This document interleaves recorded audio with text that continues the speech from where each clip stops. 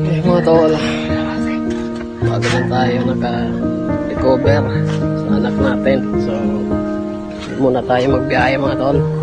Doon yung mga grupo natin, no?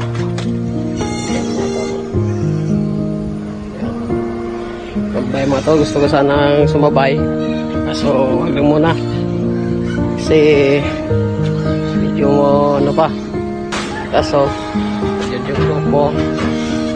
Yan.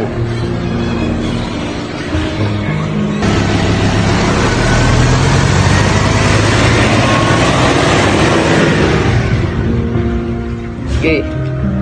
Hello mga grupo. Yun mga tol. So wala tayong magawa dito sa bahay. So magluto tayo para pagdating ng misis natin tsaka yung anak natin na malaki, may kainin sila.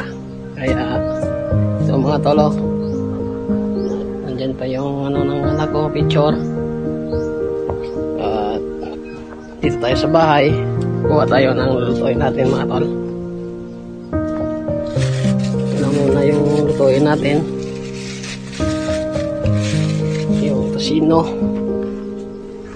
At tara mga tol, magluto na tayo. Let's go.